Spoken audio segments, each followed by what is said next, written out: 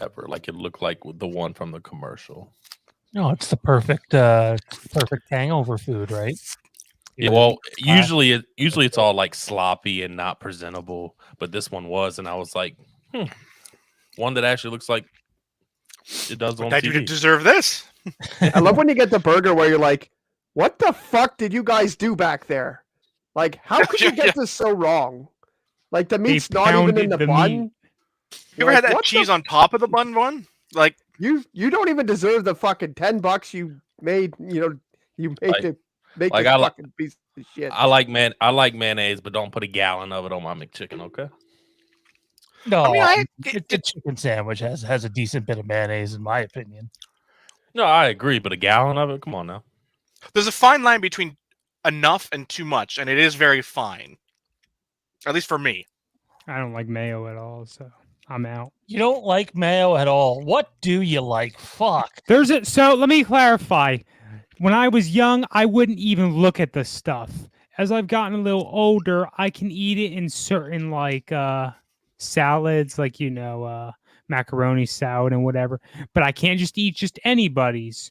It needs to be good, and I'm pretty picky with that kind of stuff, and even more when it involves mayo. What did your wife think of the Teddy salad dressing? I can't remember what you said. She enjoyed it. We both enjoyed it. Yeah, it's good. Good. I like it. Some good shit. Well, that was a fun little, I guess, intro to the show. It's Fandom Empire Live, and we are doing a full spoiler review of Spider-Man No Way Home, among other things. Welcome. Strap yourselves in and enjoy the show.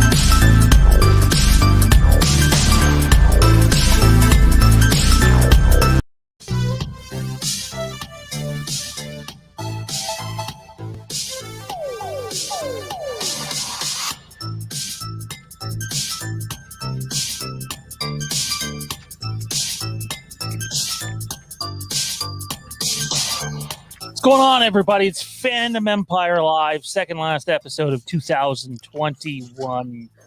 What a last 7 days or so it's been for fandom in general. So much going on. It's crazy to think, fellas, but like the next Scream movie is only like 3 weeks away. We're already there. Book of Boba Fett right around the corner. Kenobi right around the corner. Nuts. Things are coming super quick. Welcome. What's going on, fellas? What's going on, Mike? Not much, man. Ready to get this show started. Finally able to talk about this movie. Saw it on open tonight. So seems like forever since I've seen it for the first time, I should say. So ready to jump into it. Man, I've gotten hooked on that Yellowstone, dude. It's man. killing me that I can't watch it right now. Yeah, so I don't know, man. I think I've gone down a bad rabbit hole. I was hanging out with a friend last night and we started watching The Witcher, and now I'm hooked on that. So it's like, The Witcher is great. So it's like, oh man, and then season 2 just came out too. So it's like, oh man, I want to watch Yellowstone and The Witcher, but I'm one of those people that like I have to, especially if a lot of the seasons are out or a lot of episodes out. I might as well just go ahead and finish one show.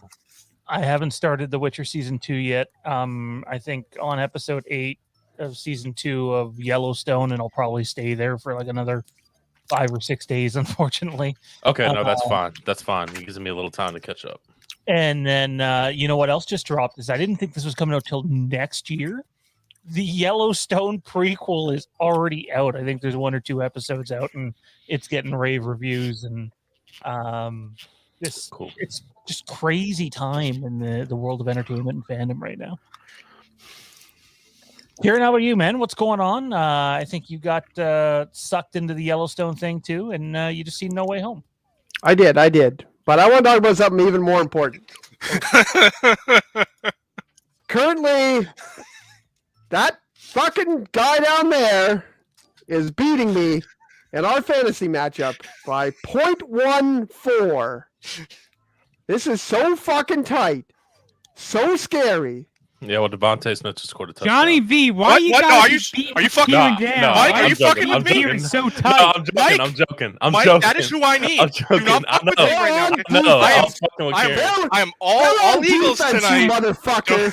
I knew that. If Devonta can score a touchdown in this, the rest of this game, I may just squeeze this out with despite Kamara and Harris just barely showing up this week. Anyways, I don't want to talk a lot of Beating football, him, but that's it's tight. He's got to definitely on my squeeze mind. it. I love starting shit. Oh man, Tommy, you got to get up on football lingo. It's all that way, man. Everything is tight, and it's all about. If you think playing Call of Duty with a bunch of teenagers is awkward, you're not in a fantasy football league. That's fair. Our That's boy fair. Quantified is this movie easily gets a 9.5 out of 10 from me. He's clearly referring to the Nightmare on Elm Street remake. He's a huge fan of with Jackie Earle Haley. No, he's talking about No Way Home. No Way Home. And we're actually going to lead off tonight with No Way Home and then move to the Christmas movies. But before we do, what's going on, Tommy B? Was that me? I missed it. I kind of heard Johnny B. Tommy B. Oh, Thomas shit. Patrick Bradshaw. You want to tell him my social security number too? 15694. I have no idea. Could you Probably got a imagine few more numbers in there. someone's just listening to this and their social security number gets rifled off on a YouTube stream? Yeah, like fuck. Anyway, hanging in there, guys. It's been a week. That was a very special film to see in theaters. I'm very happy I did. I managed to remain spoiler free. When I started seeing some, casual chats dropping in our group chats, I muted all of them for a while. They didn't get too spoilery though to begin with originally. So yeah, I managed, and it was worth it. It was totally worth it. Thrilled to be here. Thrilled to dive in. So to be clear, you're saying you stayed spoiler free. I mean, other than the worst kept secret in Hollywood, but yeah. Okay. I was gonna say, come on, you had to have known that with how much we've brought it up, and it's been No, we've talked about it so many times that didn't even count. fair enough. What's going on, Johnny? I guess you're in the middle of a heated playoff fantasy. Yeah, it's now down to playoff matchup? 0.2. I don't like this. What's This at going on? all. Just see No Way Home. How you feeling? I'm feeling good. I mean, there were definitely parts of it that I kind of mad on. The theater experience wasn't as fun as I would have liked it to be. Mm-hmm. It's just what happens when you get obnoxious people in your theater. But it was a great movie, but there were definitely parts that were sort of brought down. I mean, just by the people in the theater being obnoxious about it, and But that's the risk you take when you go to a movie theater. Not everybody's going to be happy and excited and react appropriately to everything. Well, to be clear, we are full spoiler mode here on this episode, and we are starting off with No Way Home. So do you want to just mention what those parts were? Well, I mean, I figured we'd get to those moments because they were big moments. It was the return of the spiders. That specifically the scene with Ned and MJ and. But what Ned's... happened in your theater to make you sour on it? Just obnoxious cheering. Like they drowned out. No, they drowned out like from the time Ned started making the portal to the time both Peters were on the roof. They just would not shut up. I could barely hear what they were saying. So I didn't hear properly a bunch of the things that were said in that sequence when they first showed up and were explaining who they were. Johnny just wants nobody to have fun. There's a difference between having fun and being like obnoxious. Like applaud, be happy about it, but don't hoot and holler when they're talking. I Like, was insane, dude. That's not cool. Like if they're not talking, like it's just a moment of they've been peering, and it's like, "Ooh yeah, clap, clap, clap." Oh, okay, fine, but don't keep going when they start talking. Shut the fuck up. I want to hear what they're saying. We did have one guy in our theater who's like, I mean, he was loud and he was right at the right parts, but the problem I had was his laugh was, and I was just like, who laughs like that? Like. And it didn't even like get to that. They didn't build up. It was like, and you're just like, I looked at the guy and he was like, yeah, it's a good movie. And I was like, oh my God, this guy obviously has no idea that he sounds like a fucking bird. I fucking live for those moments in a movie theater. I love the atmosphere. Now, I do agree that you should be able to hear the dialogue. If you can't, then it's going too far. But no, yeah, I had no complaints other than the annoying laugh guy in our theater. I thought the atmosphere was really, really good in our theater, and it's the first time I felt that in quite some time. Probably for me, anyways, since probably Halloween at TIFF, and that's probably just because it was at TIFF, right? So. All right. So Spider-Man No Way Home, just killing it at the box office. Surprise, surprise. Let's just dive into the movie. What did everybody think? Someone get out there and give their thoughts on the movie, and we'll just create an organic conversation. Well, I think that this movie was not a piece of shit. I'll start off by saying that. This is the first MCU movie I've seen in theaters in years. Probably the first one since Guardians Volume 2, honestly. And I gotta tell you, fantastic film to just dive in with. The wife, Spider-Man is probably in her top 3, top 5 MCU characters. So she was excited for that. Doctor Strange is totally up there for me. I was thrilled to see him. I love all the a lot of the big players. I mean, even the small ones like Wong, they keep bringing back in different roles. Big fan of him. Big fan of everything they have to say. Which, by the way, that little snide remark about he's actually Sorcerer Supreme. He got it from a technicality because I blipped. That was a pretty good thing right there. But even more so is the total freaking redirect we got from the original trailer, right? Like, I think that must have been extra footage. I don't think it was a deleted scene. I think that was like a total misdirect. What they did there, make us think they were going a different direction with things. I don't know what you're referring to there. So, in the film we're watching, if I remember correctly, Wong's just like, "Hey, leave me out of it," and he leaves. He goes off to his vacation. I think it was. If I remember correctly, in the original trailer, Wong explicitly tells Strange, "Don't do it. Don't do it. Don't you mess with it."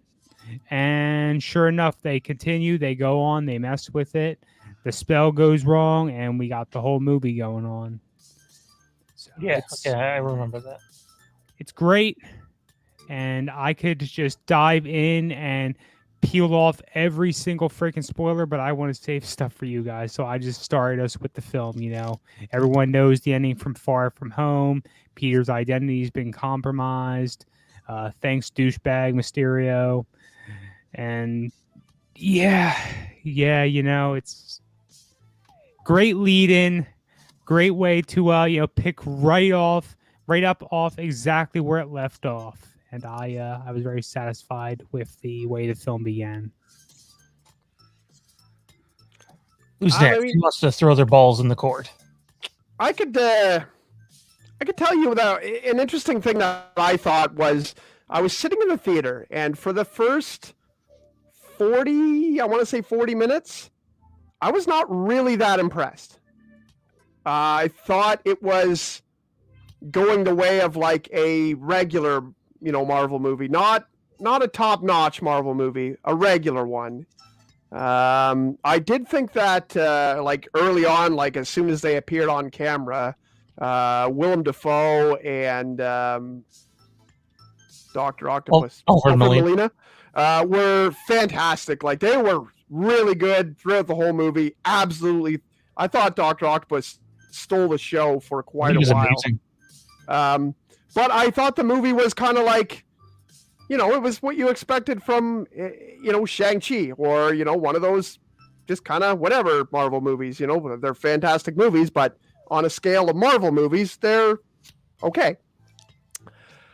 But, man, did it ever take off from the point where we got the kind of comical, idea of working with the villains and stuff like that. And it was, And then big spoiler, you can't watch this if you're fucking don't want to be spoiled. But when it happens to Aunt May and everything happens, everything gets serious. This movie fucking just kicks ass from that point on. Like it was so good. They did such a great job of not taking away the emotion that was there, but like so many different directions and so many different things they put in this story. Every character got their own moment, except for maybe Sandman. Sandman and Lizard weren't really ever at the forefront, but so many characters got their due. They rewarded so many characters, and we'll probably talk about the end at some other point. But yeah, I just thought the movie did a really quick turnaround from a decent Marvel movie, and I was definitely expecting more than a decent Marvel movie, to a fantastic movie, period. Just amazing. So that was, since it was just brought up for the first time, I want to jump in and ask you guys all a question real quick. So when Goblin lunged at Aunt May, did you all see it coming? See what coming? Like the death or the actual launch? That she was gonna die. Yeah. I don't know. I would probably say there to scratch your head for a moment, but you're like, I'm pretty sure he got her. I scratched my head for a moment. When she got up and looked fine, I thought, okay, well, I guess they're not going to go off and kill her off. But honestly, they did a great job with that entire scene, because they For me, they took you into it like, oh, they're gonna kill her. He got her. To maybe not, and then she just drops. And then, as Kieran said, from there, I mean, the movie just totally kicked ass. So, yeah, I thought they did. I thought they handled that scene very well. But I had a hunch, but then they took me out of it and then back into it. So It was definitely not a moment I was expecting because, Aunt May is a paragon of the Spider-Man story. She's always there. There's no time she's not part of Peter's story. In some stories she's, gotten old and passed on to old age, but that's when Spider-Man's a grown man. When he's off on his own doing things. It's just it was definitely not something I expected, but something that was necessary to Peter's story. They took a big part of Peter's story away when they didn't have Uncle Ben in this universe for whatever reason they decided. And that was very necessary because, as we learned from all three Peters, with great power comes great responsibility is Peter Parker's moral code. It's his moral covenant to, be better than that moment. Spider-Man is built on doing better than what he did before. He'd never done that. He'd never had that moment where he failed. Spider-Man's story was always built on a failure. He couldn't save Uncle Ben. He was responsible for Uncle Ben's death. In every universe, in every story, Uncle Ben dies because Peter Parker couldn't save him. And that builds Spider-Man. This Peter never had that. He never had anything even remotely close to that. He was just a fairly normal teenage kid with superpowers, flitting around and saving the world and doing things. And he never had those, those things were not part of his life. They weren't part of his experience. And they need to be. I would say that you're absolutely correct with that. But when this was all said and done, this Peter, Tom Holland's Peter, that is, ended up losing way more than all those other Peters. He literally lost everything his entire life. I think that's what Johnny's saying though, is that's why this needed to happen because she had to fill in for Uncle Ben, right? Yeah, for sure. I mean, I'll admit I was really hoping for a moment, when she's about to say the line, that I was really hoping she would have said, like your Uncle Ben used to say, just to acknowledge that he existed in this universe. He just died before Peter was turned. And that'd be fine. I'd have no issue with that. But a universe with no Uncle Ben, period, is awkward to me. But, I mean, it's a nuance that I don't like it, but I can live with it, I guess. I was hoping we'd see the tombstone and see Uncle Ben's name there. That just, he existed, but we don't mention him because he died really young. And it was sad, and Aunt May never got over it. That's why she couldn't deal with Happy and his, need to try and push things forward the way he did, and because she wasn't actually over Ben. I would have liked those little touches just to be more, universal. But no, it was definitely. I didn't see it coming until it happened. But as soon as you had that moment where Goblin went for the stab. And she looked better. And the one thing that took me out of that one was, oh, great. They're doing this trope. The take a gut shot and I'm good. Oh, I'm not good. Something bad just happened. I'm dying. 30 seconds later. I hate that trope because it happens so often in so many things. You'll pull back the suit jacket and, oh my God, you were shot. I hate that because it's so overused. I could have done without that, but, the from the point where she started slipping down the rabbit hole, you knew how that story was going to end.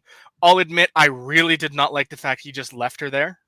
That really rubbed me the wrong way. I mean, Just he really leaving had Aunt no May's choice at corpse in that the room. point. Yeah, he could have carried her at the back chased. the way he left.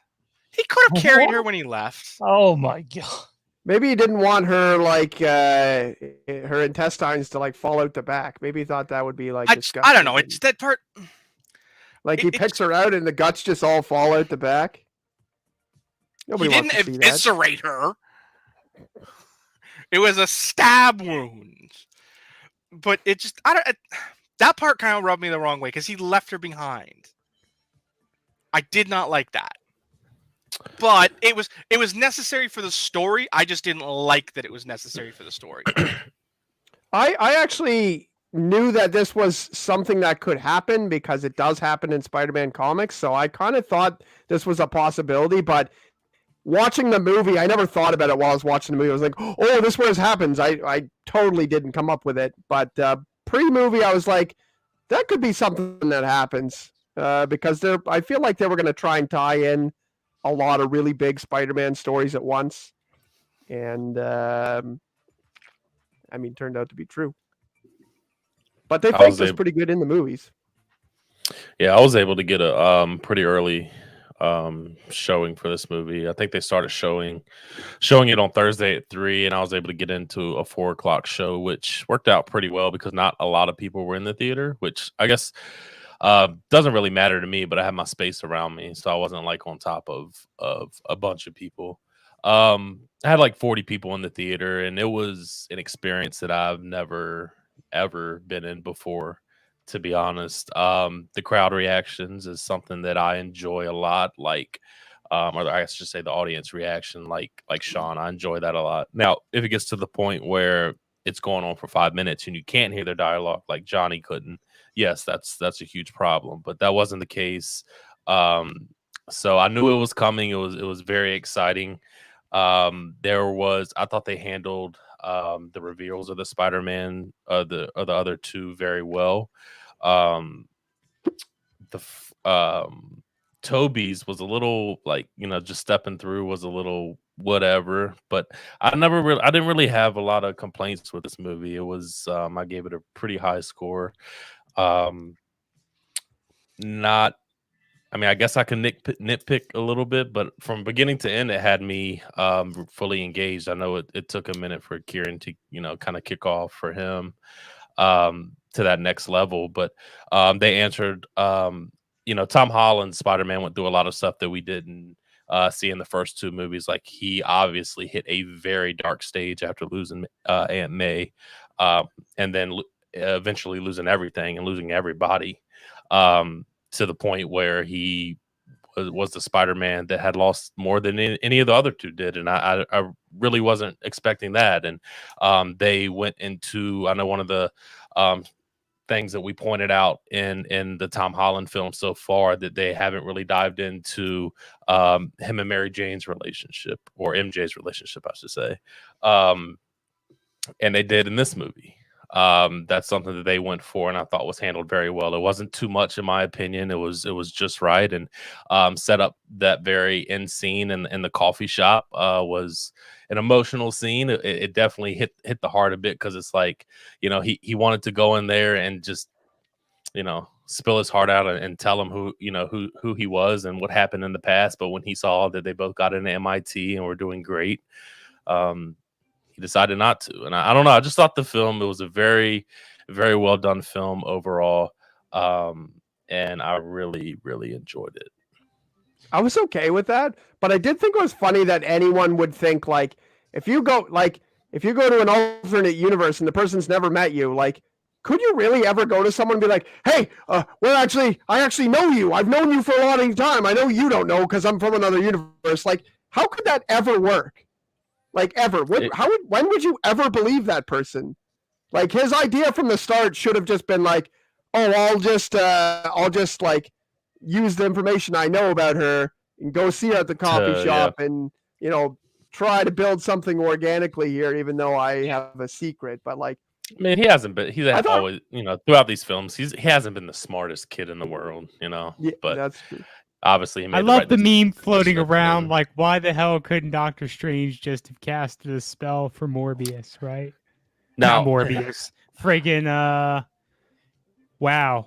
I've seen the Morbius trailer so many times, I just want to freaking see Morbius now. Holy fucking shit. I thought all performances in this movie were great. It's known that I'm not a huge Andrew Garfield fan. Fucking phenomenal. Come on now. He was amazing in this film. Fucking show. Yeah. I mean, it was definitely, Toby's my favorite. He was better than Toby in this film. But man, I don't know. It's just the first time I saw the movie, and even I was able to see it a second time this past Sunday. But that first movie, it did not, to me, it didn't feel like 2.5 hours. You know, I've been in long ass movies. A prime example is Batman versus Superman. I'm like, good God, is this movie ever gonna fucking end? And I wasn't like that with No Way Home. I thought, you know, it is a long movie, 2.5 hours, but it didn't feel like that in the first film because I was so engaged. I thought that it was, to me, I thought it was pretty well paced. In the beginning, I thought it was going to be paced a little too fast, but that definitely throughout the film just kind of evened out. And I don't know, man, I can't think of any performances by anybody in this movie that I didn't like or rubbed me the wrong way. I enjoyed this film from beginning to end, and 10 out of 10 for me. I really have no Every complaints. minute Now, from after my I will. theater got done with all the local bullshit ads, and they actually put the real stuff on all the way to the last end credits, and all the end credit scene. Yeah, I mean, I don't know. It was an experience for sure because I will say I give it a 10 out of 10. But if somebody who's deeper into the Marvel universe can pick out this stuff that maybe doesn't add up, I'm not sure how all that works. I'm not huge into the Marvel universe, and gives it like a 9, or I think it doesn't deserve anything less than a 9. That's just my personal opinion. But I would understand that because I don't know all the ins and out of the Marvel universe. How about the on-screen chemistry between the three Spideys? Like, if it is not as good as it is, this doesn't work nearly as well. And I think they knocked it out of the park. It was crazy. Phenomenal. It was really crazy. Yeah, I agree. I mean, because that's a concern. I mean, right? It was for me. I mean, how's that going to work? How they're going to look on screen together? And they pulled it off, man. Like I said, I was very impressed with Andrew Garfield. Probably the one I was worried about the most, and he blew it out of the park. Here's something I can pick out now that I think of it. Tobey Maguire getting stabbed in the back and then just being okay. True. Okay, true. I think the story behind that is it was rumored that Toby and Andrew had to come back for reshoots, and the reshoots was the final battle. Like, they had already done it once before, and then they had to do it again. And I think originally he was supposed to die. So I think that I'm gonna assume that. Yeah, that the totally works with that. There's some intent to use him in other movies, and Doctor Strange is currently going through massive reshoots as well, despite them putting out a trailer. So Yeah, if you're gonna do that, you need to go back. You need to go back and change that stab in the back to like a slash in the back, and then just have them fall and be defeated, and not stabbed. And then it's like, oh, how did that stab go? It's like, well, there's no holes in the front of my suit, so I feel okay. Like, because that was a big reaction from people in my theater, because I think at that point we thought that was going to be the case, that he was going to die. That's the way that I looked at it, because I didn't read any rumors or on any of that stuff, so I didn't know if he was going to live or not, or what the what the spoilers were behind that. So he has to come back, because if he doesn't now, then you missed your opportunity to give him a send-off death. And I thought that was, I would have been okay with Toby Spider-Man dying in that moment. I thought it served its purpose. I thought the best part about this movie was, even though Toby and Andrew were in it, and you got them from basically the last 45 minutes of the movie is them, and you get your fix of them, but it was never not Tom Holland's movie or Tom Holland's story, his Spideys. It was always focused on that, and I thought that's what made it work, and that's what made it better, to be honest. So, Sean, for you, I know I want to say Tom Holland was third on your list when we did our rankings. I don't want to say that it's necessarily changed, but after watching this movie, has your opinion on him as Spider-Man changed in a bit? I don't know if there's enough there to make me redo my list, but this was far and away his best Spider-Man film. And I'm not just talking the film, like his performance in it is miles above anything he's given before. And I thought Andrew was number one before, and I really think Andrew's number one now. I think it's I thought it was very important for him to go through this dark, really dark phase in this film. Because if not, I mean, when was he?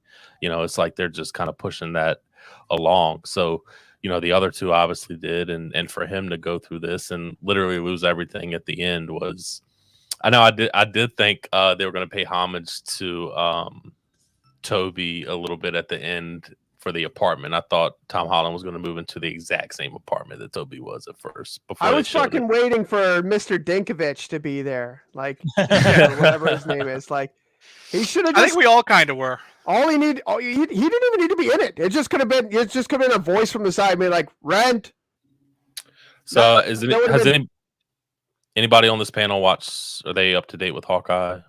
Yeah, I've been watching Hawkeye. I know what happened, but I've seen nothing. Yeah, I I'm up to didn't date watch on it, but I Hawkeye. haven't watched it. I'm gonna wait. So looking finish the forward whole to thing. catching the last episode tomorrow. So there's rumors out there. I don't know what y'all think about those rumors about Spidey appearing in that last scene. No, On the last don't see it episode. happening. I don't see it happening. I would love if I'm wrong, but I don't see it happening.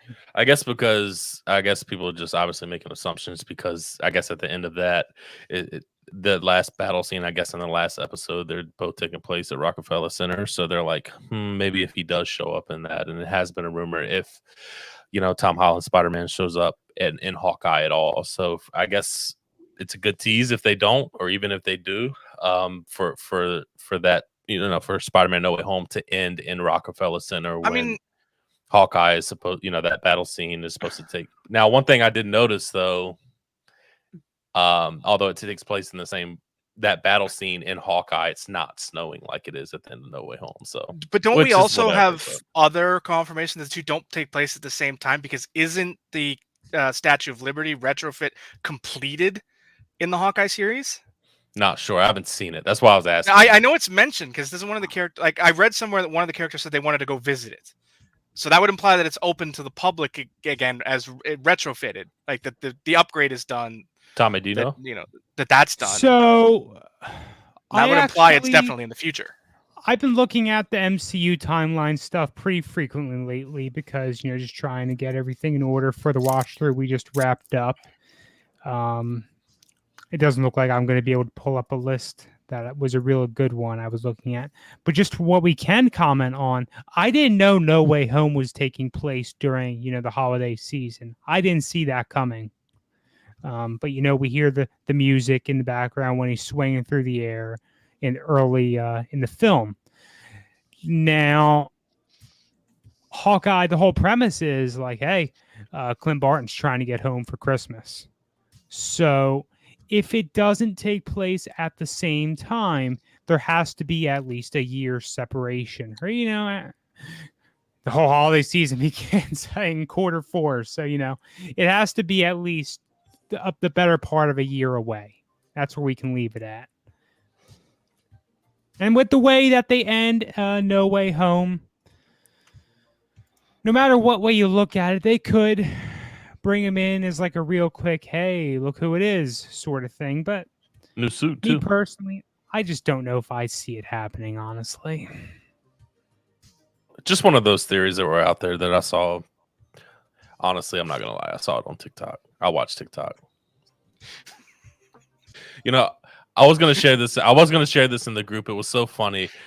This guy walked up. You don't see his face, and he walks up to the counter, and the guy sitting in the movie counter is like, he's like, 2 tickets, please. And the guy working behind the counter, he's like, for what movie? And the camera shoots up, and it's somebody wearing a Spider-Man mask. Stuff like that's just so fucking funny to me, man. Jake Damon, our old friend from our past network, Channel 1138, says it's not much, but you guys are pretty cool. Also, I want to take this opportunity to say Johnny is looking fine as hell. Call me. I don't think your Jake wife get- would appreciate that, but Wow. Someone must have hit Jake in the head. Happy holidays, man. Hopefully you and your family are well, dude. What did you think of Charlie Cox's cameo in this? I thought it was really good. It was funny. Forgettable. for all of the hubbub that people made about it, it was a throwaway. Like, yes, it was cool, but it was a minute and a half, 2 minutes. Like, okay, great.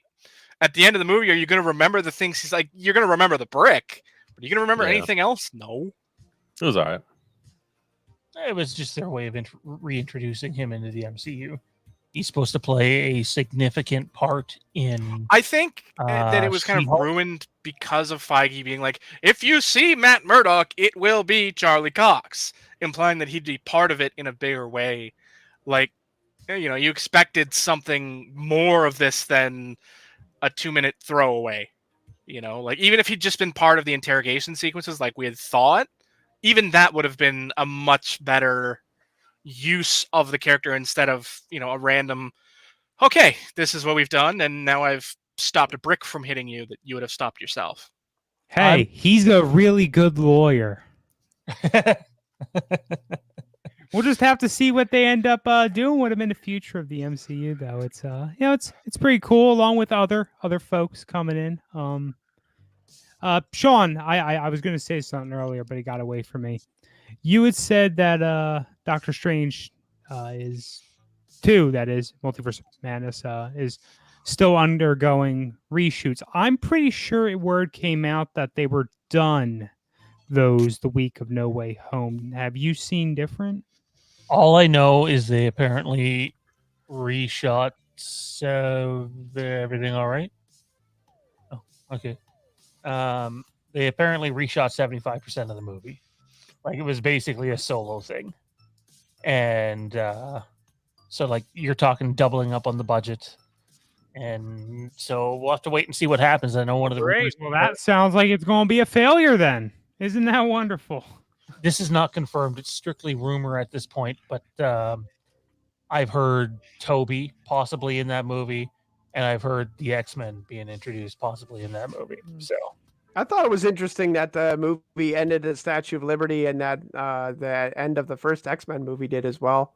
That made me think for a second, like, what if they appeared, what if Hugh Jackman came out and was just, like, on the edge of the torch when he was swinging around it? But I knew it was probably not going to happen, but the thought entered my mind while I was watching the movie. I mean, I think that would have been awkward, just based purely on the spell. Because in the X-Men universe, Spider-Man doesn't exist.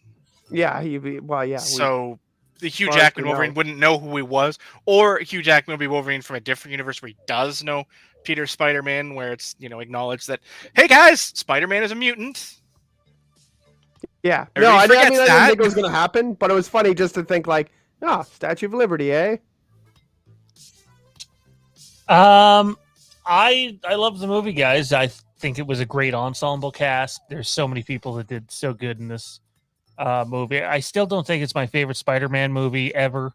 It's probably number 2. I still like the OG Tobey movie the best, even though I like Andrew best as Spider-Man. That first movie with him and Willem Dafoe and James Franco and all them, they knocked it out of the park. I really like this movie, though. If I had to give it a score, I'd say it's probably like a 9 out of 10. Yeah, I give it a 9 too. 10. Oh, wow. I mean, I don't do 10s. If you've been around long enough, you know that I don't do 10s because nothing's perfect. I mean, honestly, but again, I'm not huge. I'm not a huge Marvel guy. I'm just talking about sitting back as a movie go. Like, I just couldn't pick out too many flaws with the film. I was fully engaged the entire time. I didn't sit back and like, oh, that was kind of corny or this and that. I thought all the jokes were small fine, nitpicks but that I had that I didn't, I mean, I like guess things that I would have done that didn't fit the story, but obviously what they did still fit the story. Like there are very few things I can point out and be like, that doesn't. I don't like that. That's stupid and doesn't make sense in the universe. one for me would be the stab in the back of Toby, and Kieran had to mention that for me to even remember that. So I like the way you pointed that out, though, Johnny, about it like fitting the story, because like the one thing that I would have liked is it would have been cool to see one more scene of Toby and Andrew each just arriving back in their own universes. I think that would have made more sense with Toby than with Andrew, because Andrew's no one to go back to. Right, that's the big difference. Unless by this point he's settled on with Mary Jane, but it implies that he hasn't. No, he still hasn't gotten over Gwen yet. Correct. So we couldn't really do that. However, you could have had Toby go back to Kirsten. I think would have been okay. It would have been nice. I don't know if there's Um, anything to it, but there's lots of rumors that Andrew's going to get a film here. So Andrew deserves it. saving MJ at that point was a really like amazing cap to his story. It Yep. was. It was. Being that, and they even did a little pause there so people could realize the moment and let it breathe. And I thought they did that fantastically. that was amazing. His reaction to it too was so emotional and so good. Mhm. Yeah. You know, that made it so much more. Like, I mean, I think we all kind of predicted that moment was going to be that way when we saw it in the trailer. Like, you know that she's going to get saved by, Andrew, because he couldn't save Gwen. And it just made perfect sense. But the emotion that Andrew had after he succeeded, was awesome. He had a little moment of there, like, I did it. Like, I couldn't save her, but I could save you. He's like, I could do yeah, it was impressive. It was that whole Gwen thing affects him, as you see, obviously when they're in the classroom, and, he's looking over at Tom and Zendaya, and he's thinking about Gwen, obviously. So for him to have that moment in this movie was phenomenal, and he pulled it off. I don't like nobody could, in my opinion. I thought he did great. Them asking about Toby's web shooter was pretty funny. Web shooter.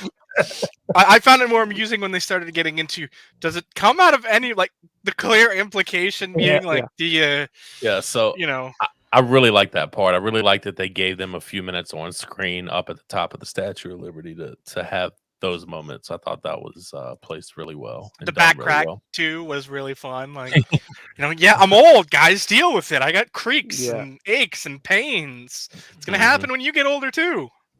Yeah, that related to me as an older guy, as a guy in my early 30s. It's like, I feel that. I get aches and pains too. Like, I'm not as spry as I used to be. I feel that. And you remember Toby in one of those movies, I can't remember which one, really fucked his back up. He tried to get up and like, oh, my back. And did it again. When he loses his web powers and crawling powers and he falls and he hits a car and he fucking does a flip and everything. Yeah. Yeah, it's crazy. Oh man, I like the pep talk mid-fight too, where Tom Holland's like, I was in the Avengers, and Toby's like, oh my god, that's great. What's that? Oh, it was just so perfect. And then like they're mid-fight and they go to run away, and Garfield's just like, wait. I love you guys. It was just perfect. It really was. It was great. Thank you. Yeah. It's it was the little moments that definitely made it so much better. There's not you can be upset about with this movie. I mean, everyone's gonna have their little gripes about things like that, but like there's no solid like they missed this, they shouldn't have done that. I haven't heard anyone with any really solid stuff. Like, someone's like, oh well, I thought that Sandman should have been shown in human form at least once or something. And you're like, okay, but did that affect the movie? Probably not. No. The only thing I didn't like are things that affect the canon. Like the goblin mask being left behind in the alley like that. I wish that's something that I think we're going to come back around to as big. And of course, if you want to talk about things that I felt like, if you want to talk about the thing that I hated most and did not like most, was the way they handled Venom. That's the thing I look at and say, what the f*** are you doing here? Because for one, the timeline was screwed up from jump. Because of when you see him in the end credit scene in Let There Be Carnage, he's in the hotel in Timbuktu or wherever, and he's seeing the original J. Jonah Jameson message. The original one. But they hadn't cast the spell yet. They hadn't breached the veil. They hadn't come through yet. So that kind of screwed with my head a little bit. And then he just stays on the island the entire time and leaves behind part of the symbiote. Like, I didn't like that because it felt, like the whole point of that was that he was going to go and find Spider-Man. Like, I would have preferred more. No, neither do I, because they clearly left the symbiote behind. Yeah. But to me, I think that scene would have made so much more sense if he'd have actually started traveling to New York. And if you see him like at the Welcome to New York sign, now entering New York City right as they disappear, and then the symbiote falls off and they get sucked back to their own universe. I think that would make more sense. Leaving the symbiote in Timbuktu doesn't make sense to me because all of the hosts are on the mainland. So unless we're gonna have the next Spider-Man movie and they go to vacation and on a class trip in Timbuktu at that hotel, where it meets up with Flash, who I assume is the carrier, or at least the first carrier is gonna be Flash, because he's the only symbiote carrier in the universe, right? Yeah, I mean, I assume you know them more than you know as much as I do, but I think Flash Thompson is the only symbiote carrier we have, other than Peter Parker, of course, in the universe so far. I don't think Eddie Brock's in there yet. So No, we haven't seen Eddie because they kind of haven't done it. Like they use Flash Thompson instead. yeah, And he's a that's the- symbiote In all character. fairness, I think this is all that was long rumored about Venom for this film. Like it came out pretty early on, at least a few months ago, that hey, he's going to be in a post-credit scene. But I don't think there was ever any kind of word that he was going to be in the main film. Well, I itself. didn't need him in the main film. Just not sitting in that hotel bar the whole time. I hear That what just you're felt saying. like, hey, here's Venom, but we're not actually going to do anything with him. We're just going to do absolutely nothing. I do think that's what's going to happen, though, as you kind of hinted at it. I think in the MCU, we're going to get Flash Thompson as Venom, and over with the Venom Sony movies, you're going to get Andrew Garfield as Spider-Man in his movie. Flash Thompson as Spider-Man in the Tom Holland movie, you're saying? As Venom. I would really hate to see that character as Venom. I mean, it could make sense to a certain degree, but at the same time, I don't think it works with this symbiote. Like that's the problem. Like I don't know. It's gonna be interesting to see where they go with it because they can't just leave the symbiote behind like that and not come back to it. I think Jesse Bennett has a good point out here. I mean, that conversation between Andrew and Jamie Foxx up on the Statue of Liberty. I thought that was obviously a well hinted at a Miles Morales, Spider-Man. So Absolutely, that's not the first time, obviously. I mean, we know he exists in this universe. Yep. It is going to be interesting to see where they go. I do think that all this is leading up to Secret Wars, though. I think that's the next big thing that we're going to see. The on TV series? No, that's Secret Invasion. I'm talking Secret Wars. I think that's the next big thing you're going to see in movie theaters. It's your next Avengers Infinity War event. I don't think you have to wait as long for it, though. So Secret Wars would be really hard to do properly.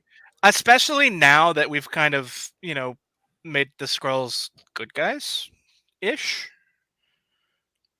Well, Secret Invasion is with the Skrulls, but Secret Wars, it would be really hard to do. Impersonating characters. But Secret Wars doesn't have to do with the Skrulls. No, Secret Wars is when all the Marvel characters were shipped off to I don't think they're going to go that land route. where they all the good guys fought all the bad guys. They used too many similar names for arcs in the early to mid 90s that it just some of them kind of blend together in awkward ways. Oh, no, you're right. Secret Invasion is perfect for MCU, like perfect. Well, that's a show. That's already been announced. Yeah.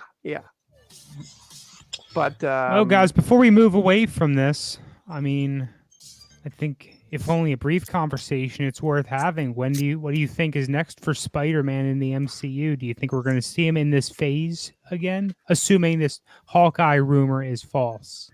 Well, the belief is this is why I think it might be true, is he just apparently signed on for 3 more films, although it's not been made official.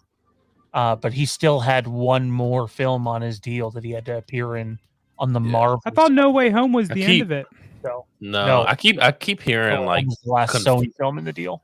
Keep hearing so many conflicting stories. I think that's it, isn't it, Mike? There's a lot of conflicting info out there. Yeah, because I've seen the whole, Sean mentioned it, the whole 3 more movies thing, and I saw something. I want to say today or yesterday where Tom Holland says this may be the end of Spider-Man for him. And I'm just like, okay, so which one is it? Like, where are you going here?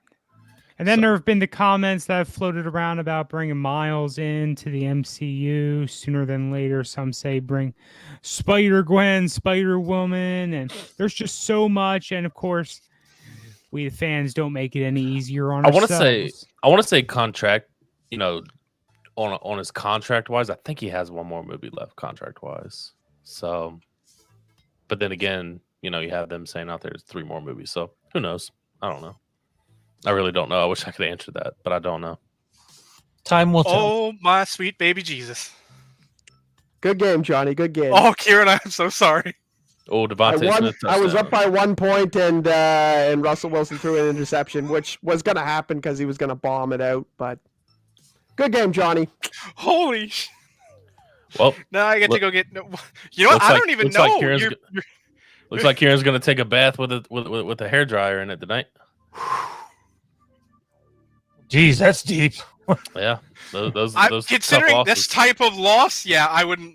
Don't do that. But just I gotta go with your brother next week, and I mean, yeah, he did get COVID crippled, but my brother's waiting to stomp one of us. So I lost 4 nets, so I'm kind of screwed.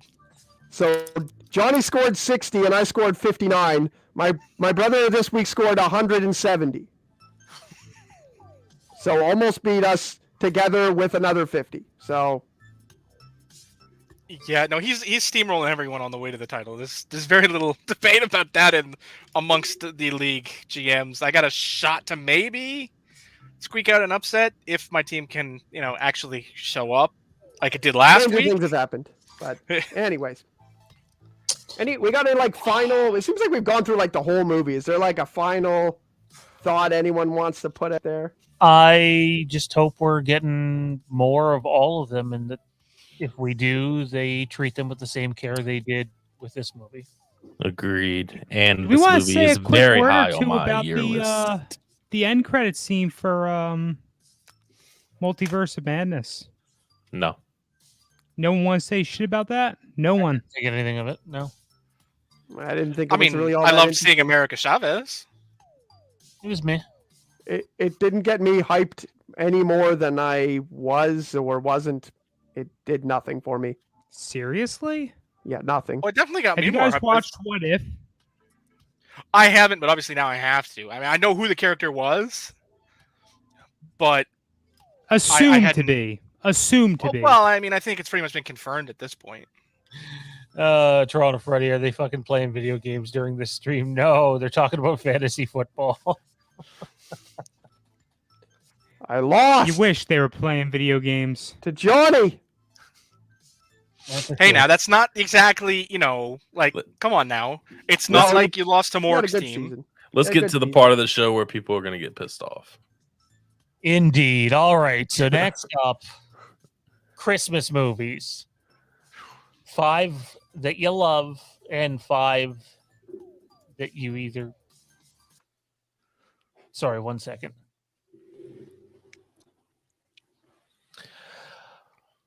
Wahoo for it, wahoo for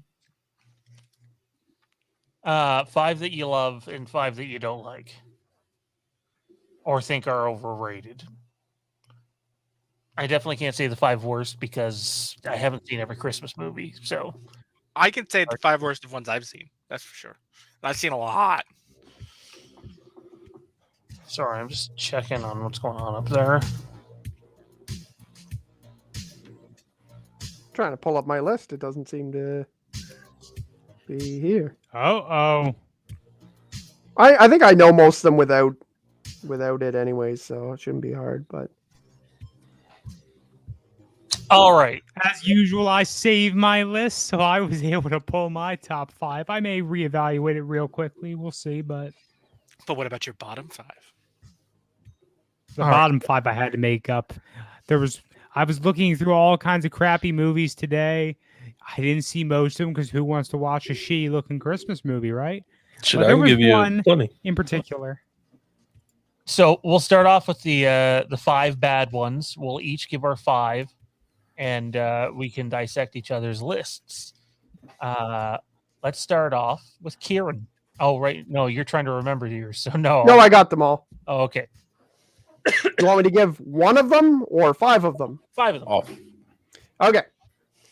5 Christmas movies I don't like. I don't like The Polar Express. get the fuck out of here! It's annoying. The CGI is terrible. That one character. That one character sounds like a fucking kazoo. That one fucking annoying kid is so bad. And honestly, it's just it goes nowhere. It's like there's not. Every time I see the movie, I'm like, wait, what's this movie about? They go on a train. Oh yeah, that's it. That's the whole thing. They go on a train. They're on the train. Tom Hanks is clipping tickets. That's really in your. You put On a that in. train. Oh, you gotta be shitting me. No, that movie blows. I tried to give it a chance a couple times because I know people who like it, and every time I watch it, I'm like, what happened? Is there even 5 things that happened in that movie? I don't know, but it puts me in the Christmas spirit. I'll tell you that. Son of a bit. God damn it. All Well, right. if you want to be in the Christmas spirit, you got to watch like Ernest Saves Christmas or something. What else is on your list? I hate the movie Deck the Halls. And the reason I hate Deck the Halls is because there's so many acting performances that are just mailed in that one. You could tell that like the big shot actors are not really acting. Danny DeVito's okay in it. Ferris Bueller guy there. What's his name again? I don't know. But anyways, he's just mailing in it. He obviously just collected a check. You can see in a lot of these, like a lot of Christmas movies or a lot of like movies at the end of actors' career, you can tell the ones that they showed up for like 10 days and were just like, oh, like just deliver lines. They basically Hayden Christensen their way through it and just say lines without any emotion or at any sort of thinking about what they're going to do. They just kind of read the lines and go along with it and, you know, kind of fucking mail it in like Hayden Christensen always does. I don't like Fred Claus. But I honestly just don't find it that interesting. I feel like it was just kind of I don't know. I guess I can't really even put my finger on what I like about it, but I've tried to watch it like 4 times and just not been interested. I just think it's boring. I don't have any particular gripes about it, but I have given it a chance a few times. I don't like Christmas with the Cranks. Oh my god. It's a fucking bloodbath. I knew this was gonna happen. And I don't like that one for the same reason. It's fucking ridiculous. I don't like that one for the same reason that I don't like Deck the Halls, because it feels like all the actors were just kind of mailing it in. There's lots of great actors in that movie, and there's just like not really any emotion or anything. The only memorable scene is fucking Tim Allen with the Botox in the restaurant. Like that part's hilarious. But If I remember the rest of the correctly, movie Jamie just Lee seems Curtis like is in there, isn't she? they're just kind of Yes. it's just kind of sorry. Oh man, Jamie Okay. Lee No, Curtis is go in ahead. that Yeah, film, she's wasn't in she? it. She's in it. Her body's in it, but she's not really there. She's kind of mentally not there. She's just kind of delivering the lines. Hayden, she's doing the Hayden that's thing, fucked. just like Deck the Halls. She's not really there acting. She's just That's kind of pretty there good, Kieran. saying things, just kind of talking. And anyways, the movie's pretty terrible. And I couldn't really come up with a 5th one, so I'm just going to say the worst terrible piece of shit that ever happened to Christmas is the Star Wars Holiday Special. Not a movie, but obviously the worst piece of crap that they ever tried to do on Christmas or the holidays was the Star Wars Holiday Special.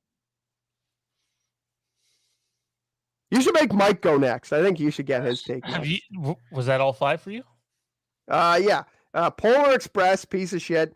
Deck the Halls, piece of shit. Fred Claus, piece of shit. Christmas with the Cranks, piece of shit. And Star Wars Holiday Special. Extra trash. Flaming bag of dog shit. Uninspired Christmas movies. That's what I'd call this list. All right, Mike, go ahead. Number 1 on my list. Kieran's fucking list. All right. Just saying. What the fuck, man? Oh, okay. Wait, doesn't that mean you agree with his whole list as being crappy? So, like, isn't that the exact opposite of your actual opinion? Yeah, fuck you, Johnny. We'll see. I'm just pointing it out, man. I'm mine just, keeping you out of trouble with yourself. I'm very having a hard time functioning right now. This is very tough for me. Are you elevated? Huh.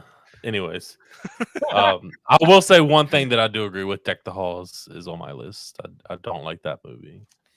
I don't like A Christmas Carol.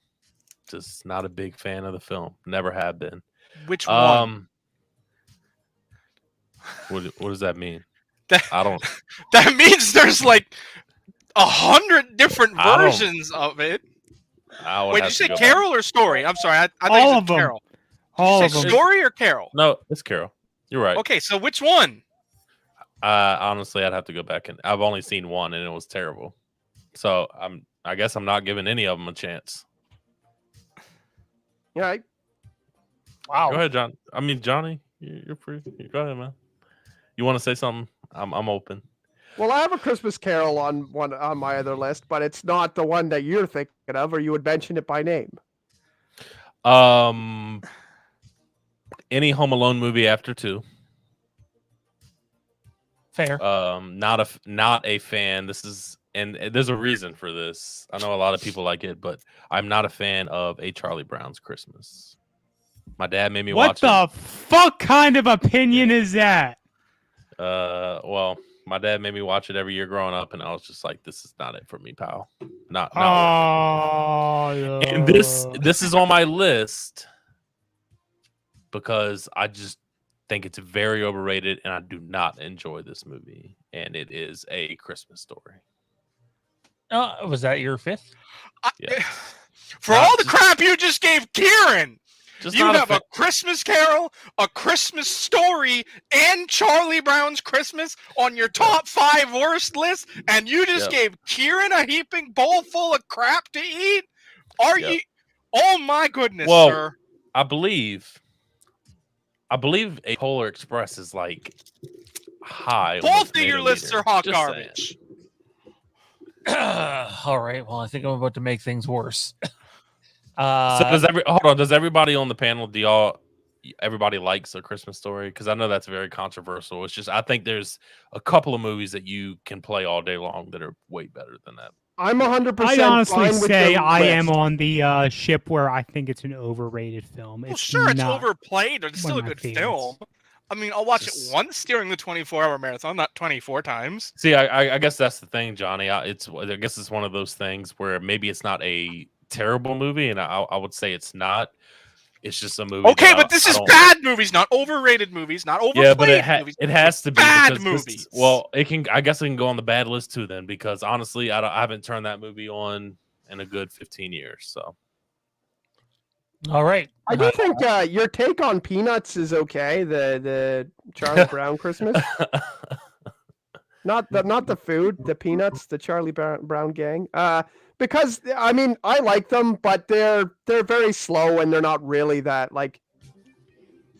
They're definitely not the most exciting thing to throw on. So I would. Yeah, and I guess it's more of a sentimental thing and growing up around that every year. I think so. Yeah, I think so. I was okay with your list. Yeah, so I have the Santa Claus 3. I think that movie's fucking terrible. Terrible. The Muppets Christmas Carol, horrendous. Set that shit on fire. A Christmas Story. I could not care if I ever seen that movie again. Like, I've seen it so many times, and it's just like, why? You know, it's not the Empire Strikes Back of Christmas movies. It just isn't. The Grinch, specifically the Jim Carrey version. I love the cartoon. Cartoon's fucking amazing. And Elf, because that movie's fucking terrible. What? What the fuck? I'm sorry. Go Yeah. fuck Aaron. yourself, I don't even believe Sean's list. I believe he just threw this together to piss everyone off. I don't believe he actually hates all these movies worse than he hates all the rest, like other ones. This is fucking crazy. This Yeah, is fucking... I know you Just put all it up his together that phone, way, just all- but we just saw his whole top list. We could just stop the show. there's no now. way We're that done. those are the worst ones. That I don't believe. Yeah, I don't believe that for a second. Oh, I'm sure you can find some fucking. Do any of you know what a bad Christmas movie? I mean, you've all had individual one or two titles that are good, but like 3/5 of all of your lists are awesome movies. You guys all are horrible people. You all need the Christmas spirit. You all should be Well. visited by 3 ghosts on Christmas Eve. Well, you know what? How do you not like a Muppets Christmas Carol? I want to know your take on that one. How do you not like Christmas with the Grinch? I should have put that on my bad list. I How just do you- want that. I want Sean's opinion on that. Why is it bad? Sorry, what? A Muppet Christmas Carol. Why is it bad? Why don't you like I it? fucking hate it. I love so many renditions of the Christmas Carol, but I hate it. And I basically hate everything Muppets. Never was into the Muppets, not even as a kid. Couldn't stand them. I can attest that he has never liked the Muppets. Yeah, that is a true fact. It's a wrong fact and a wrong opinion, but it is factual that, you know, as long as I've known him, he has not liked the Muppets. I wonder what the Muppets did to him as a child. Terrible things. Apparently, Unspeakable things that I will only talk about on Patreon. Patreon.com/Fandom Empire. Johnny, let's see what you have, Okay. man. Well, I actually have bad movies on my Christmas list because they're awful, they're terrible, they suck, and they just do not evoke the Christmas spirit. Number 5, Santa with Muscles. Okay. A Hulk Hogan movie from like 1997. It just, oh God, it's terrible. It's awful. I mean, oof. I love how that movie has Bob from the '70s show on it. Yeah. It's just, oh dear Lord. It is not good. Not good really at terrible. all. Number 4, I'll Be Home for Christmas, the Jonathan Taylor Thomas movie. Uh-oh. Don't give me that look, Mike. It's just horrible because of the reasons of the story. Like, why does he want to be home for Christmas? So his dad will give him a Porsche? That's not Christmas spirit. You go home to be with your family, not so you can get a new car. See, Johnny, you're missing the whole story. Obviously, he doesn't care about Christmas, but throughout his trials and tribulations, he learns to appreciate family and Christmas, you dumbass. God damn it. I'm so stressed out. Y'all are killing me. That's just like, Johnny, that's just like, you got to think about it, man. That's just the growth. You know what I mean? Yeah, It's the growth that's of a bad it's the growth take by Johnny. Like It's he just just like- wants it's to just come like home for a Porsche. Yeah, that's the start of the movie. He's selfish. because he's a dick. He's a dick and he's an asshole, and he just wanted to go in a tropical climate for Christmas, but he was lured in by the Porsche, and throughout his trials and tribulations, like I said, he learned to appreciate family, and he said it's going to take a lot more Christmases for us to clean up this goddamn Porsche. Okay, I'm done. Continue. Erica, this episode is ruining Christmas for Mike. Number 3, Jingle All the Way. It's okay, Mike. Don't worry. It's fine. That's an amazing movie. Don't worry about it. Johnny's not affecting the movie in any way. It's just a Johnny opinion.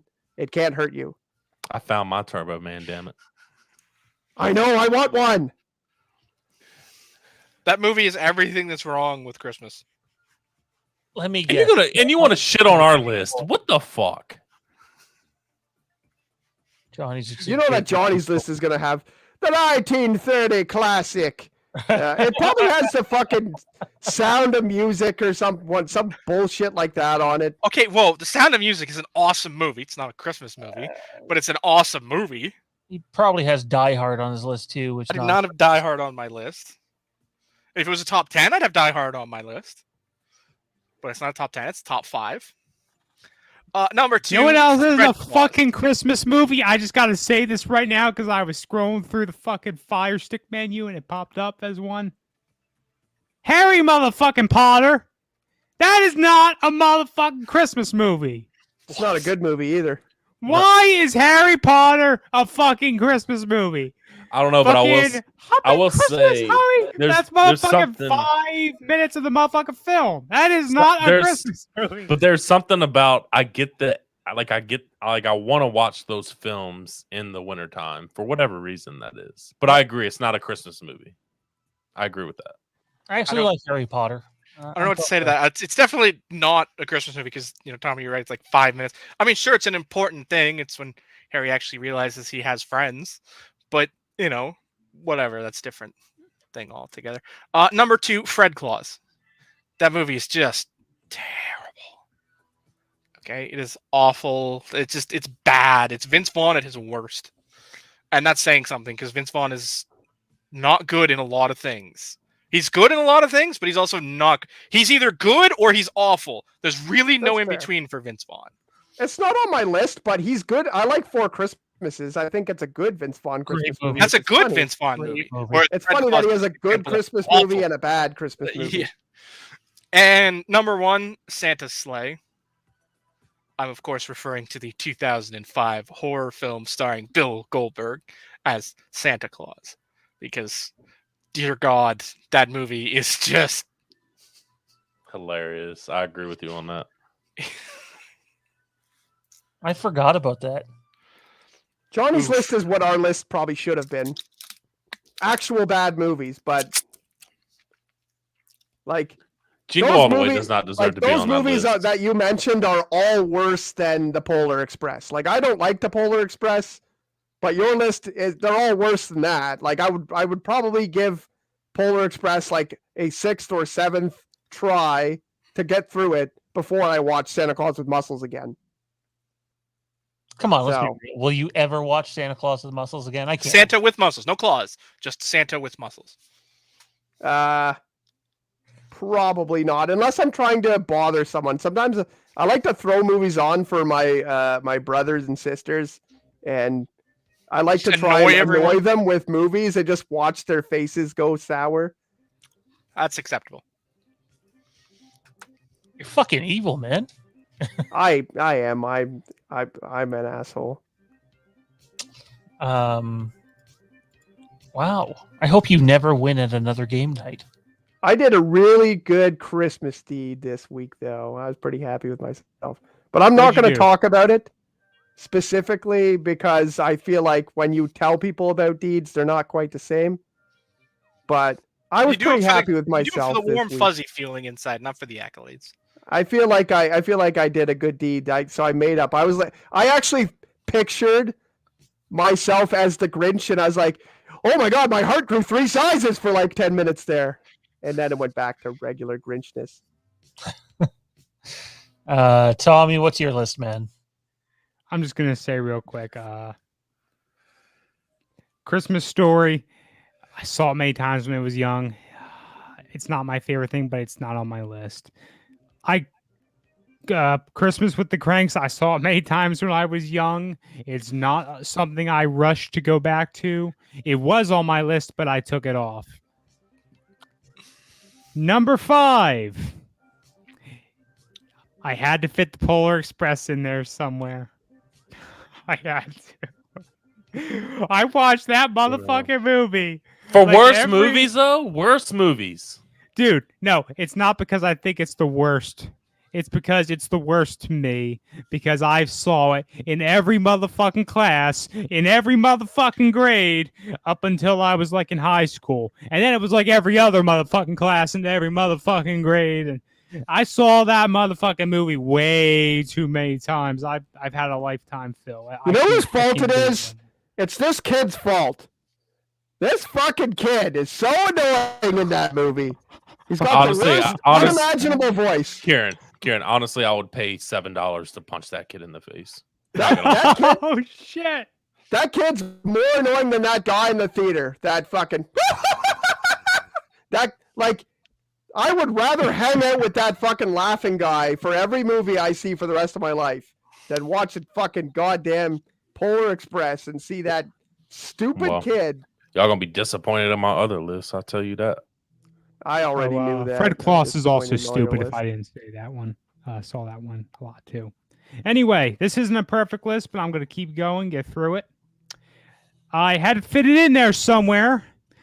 There's a reason it aired on TV once, I believe, and then was never released on any home media platform. The only way you could have gotten a copy is if you taped it that one time, or it's online, some other means now. Just the fans have kept it distributed. The Star Wars Holiday Special. There's a reason why it was buried, and yeah, we should all consider ourselves fortunate for that. Have any of y'all ever seen Rudolph and Frosty Christmas in July? Oh, Jesus Christ. I've seen every one of those movies. I've seen the Leprechaun, the one with the leprechauns and stuff like that. It's like Christmas. Well, I forget what that one's called, but I've seen all of them, like all of the really bad ones. But I didn't really count them as movies. Dude, that was an hour and a half, I'm pretty sure. Like, that's a long thing. We're not talking like a real quick half-hour TV episode length thing. We're talking like a movie length thing. So I also have never liked the Muppets, ever. In fact, when I was young, they kind of scared me a little bit. So, yeah, that's where we got the Muppets Christmas Carol, whatever the fuck it's called. Any other Muppets thing, we could just tack on right in there because I don't want it. Don't like it at all. They're weird. They have like 3 Muppet Christmas movies, I think. And I'm the only one who has this on the list. I'm probably the only one who has ever seen it in this whole freaking YouTube chat, channel, community, whatever. And you're better off leaving it that way. 2014, I think it was Hallmark, came out with Grumpy Cat's Worst Christmas Ever. Of course you've seen that. And the wife and I, then girlfriend, I'm pretty sure. Yeah. We sat down, we watched it. We both love Grumpy Cat. We've always loved our cats. And we watched it for the cat, and that's the only thing we got out of it. Rest in peace, Grumpy Cat. That is the #1 worst motherfucking Christmas holiday, any motherfucking holiday movie probably I've ever seen. And I never want to see it ever again. Do you guys remember Period. Do you guys remember when last week Sean said some of those movies were good? Some of those Hallmark movies were pretty good. Some of them are. Yeah. They are Some pretty of good. them are. Some of them not are the good. Grumpy All Cat bad. Christmas movie. Especially- I have seen probably about 30 of them, and they're all bad. So you've They only all seen 30. feature bad haven't- acting in them. You haven't even put a dent in it. Maybe I should look further. I mean, I'm just saying there are good ones out there. I just think it got to a point where the Hallmark Christmas movies became such a thing that people talked about. I mean, they just literally started putting out 97 of them every year. And You You're on guys need to name a good one before I believe you, and then I have to watch it. I can do that. I can send you like 2 or 3. Kieran's on an island by himself. It's all about your personal taste. Which ones are going to interest you, though, with Hallmark movies? Like, I can't even remember the name of the one I liked. I wish I could because I want to watch it again. But the one with the group of people that got to survive the night in that abandoned church because there was a just big crash. No one could get to them. Sounds kind of dark for a Hallmark movie. It was. But it like obviously has, happy-go-lucky ending and nothing too bad happens, but it was good. Good. All right, let's move on to our best. Our best. Let's start off with Kieran again, so Mike can go nuts. I wish I could put this at #1 just because, but Muppet Christmas Carol, #5. It's great. It's got Michael Caine in it, and he's awesome in it. and Totally serious Michael Caine too, which is the best part. Yeah, It's yeah, a totally, Muppet yeah. movie, and he's just like he's playing it like he's on stage at the Royal Albert Hall in England with Shakespeare Company. Like, Yeah, he it's puts on amazing. a performance. He puts on a performance for sure, and even like at the very start where he like, throws out the Muppet for like asking him for money, like he's totally serious acting across, a puppet, and throws the puppet out the window or out the door, and like remains super serious. And Awesome it's casting, really too. good. Statler and Waldorf as Jacob Marley is awesome. That's always been my favorite part. Great, and it's funny that they fit them in there because they both play one character really, because there's only supposed to be one Jacob Marley. Yep. But they're the Marley brothers because they were like, well, we'll fit them in there. Statler and Waldorf, they fit. Yeah, they have to be, and they have to go together, obviously. So yeah, I love that. I thought it was great. I don't understand why anybody would think that was the worst, because it's well made, and if you don't think it's funny, it's well done and well acted, and It's probably my favorite of all of the Christmas Story adaptations, or Christmas Carol adaptations. Excuse me. I like the Mickey Mouse one as well, but it's more emotional than Tiny Tim. Little Mickey Mouse is a little bit more emotional than Little Tiny Frog. I don't know. Whatever. Anyways, number 4 is Jingle All the Way. Jingle All the Way. If you want to say that Jingle All the Way is not a good movie, we have Arnold in his weird part of his acting career where he started doing like Arnold at his hammiest. Yeah, it was just, but it's acceptable because that's what it's supposed to be. It also has Sinbad in it. Phil Hartman is very comic-y, and like the characters they're not supposed to be serious. They're supposed to be like over the top and goofy. And I love this movie because I have half of the action figures that feature in the background of all the toy stores, and I'm a really big action figure collector, and so this movie is pretty much made for me. So love it. I remember as a kid always really wanting one specific action figure or one specific thing, and I'm pretty sure I always got it. So the story was very awesome to me, and I watch it every year. Love it. The next one is The Grinch, specifically the Jim Carrey Grinch for Sean. I do like the cartoon Grinch. I don't consider it a movie, so I didn't put that in there. I watch it every year. It's the one Christmas movie I can watch over and over and over and over again. I watched it in French last year because in a French class at my school, and it was so funny because I knew what all the lines were, so to hear them delivered in French was hilarious. But I know a lot of people were upset when it first came out because you were stomping on Sacred, the Grinch cartoon, and whatever, but like it came out in, I think, like 2001 or something like that. It came out forever ago. And it's still all over. It's still probably one of the most watched Christmas movies every year. It always appears in your Netflix thing right away. And Jim Carrey turned that really weird period in his career where he started doing different things and put in this performance. And this was right in the middle of him being nuts and getting into his characters and really kind of flying off the deep end. And he got really into this, and he made the Grinch. He impacted the Grinch, like the lore of the Grinch. The Grinch is partially him. So like a lot of mannerism and things you think about, kids see Grinch costumes. The Grinch acts like the Grinch when Jim Carrey is him. He definitely did something really important with that character. So that was awesome. He modernized a classic. Yeah. And that's so hard to do. It's so hard to do because they were definitely going to shit on it when they first happened. So my second favorite, and I have switched these a few times over the years, my last two, they're both one. They're 1 and 1A or whatever you want to call them. The Santa Claus with Tim Allen is I feel like it's the most heartfelt Christmas movie. It's I don't know. It's funny, and Tim Allen is a one-man show in that movie, and he he does so many things in that movie. He portrays so many emotions. Not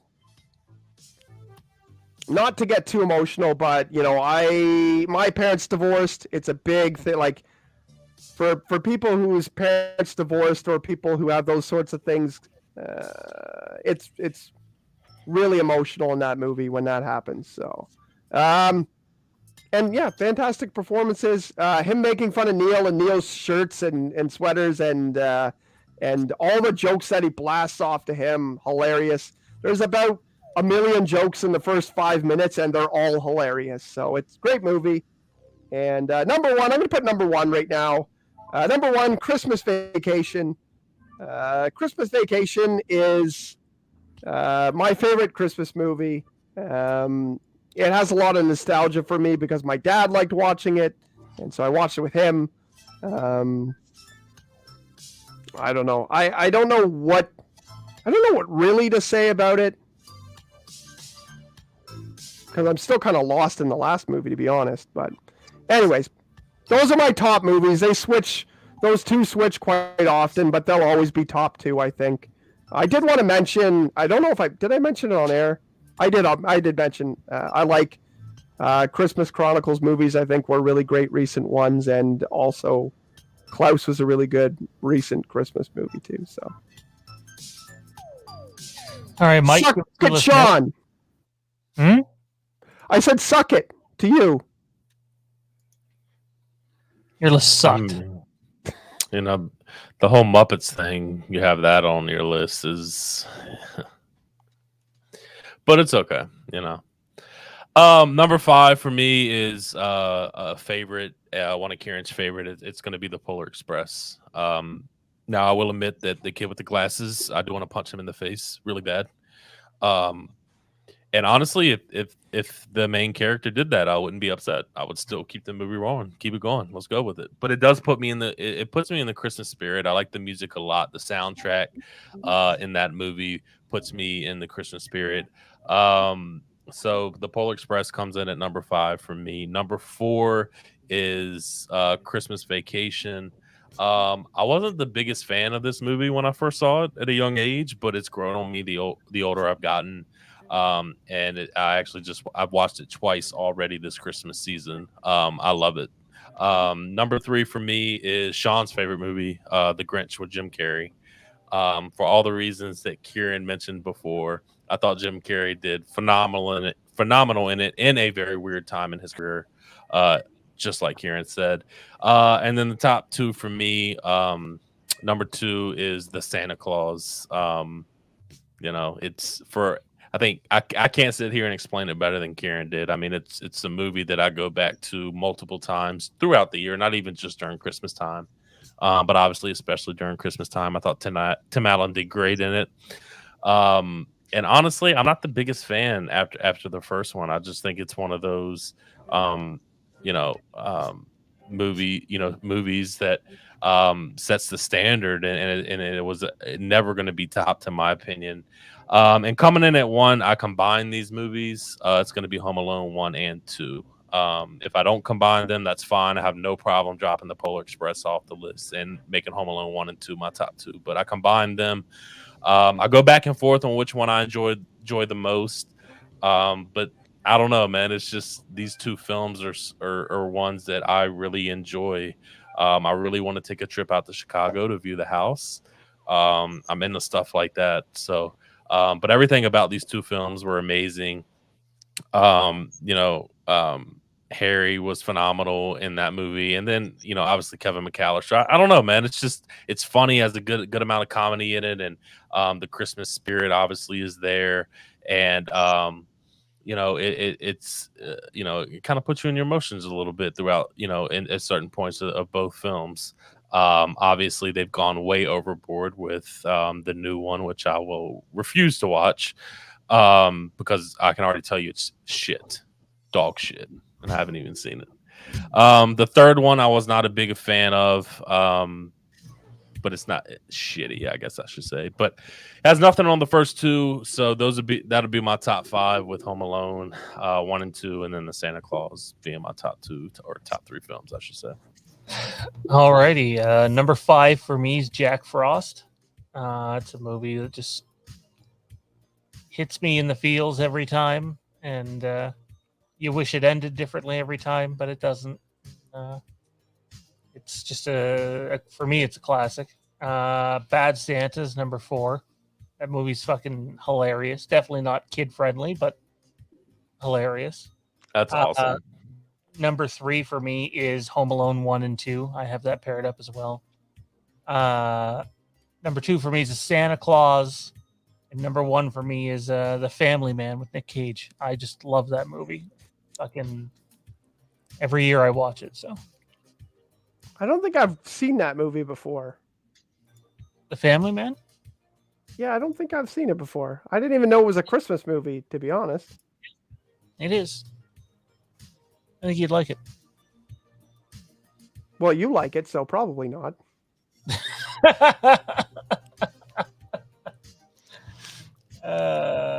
True. I forgot only one of us has taste. You're right.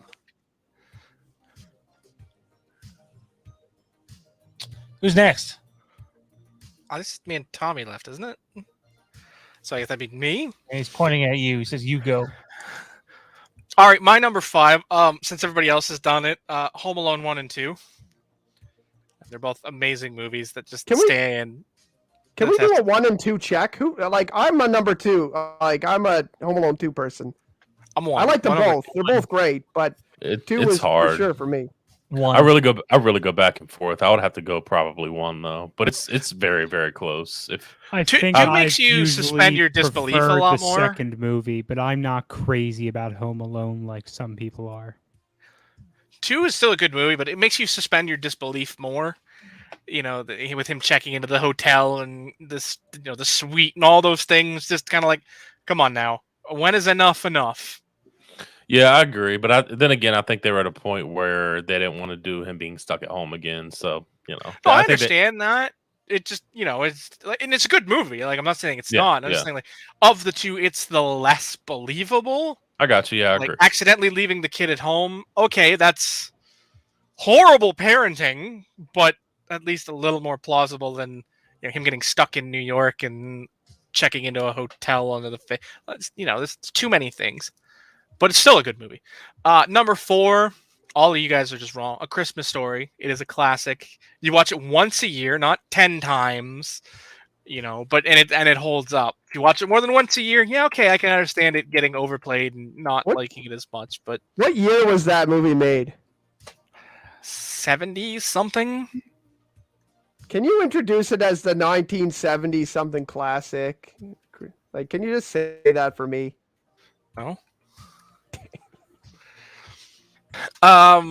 Number 3, Christmas Vacation. It I don't need to say any more than that. It's one of the best. It's one of the best comedies ever made. It is really good. If you love it, you love it and think it is one of the greatest films. If you don't, you don't.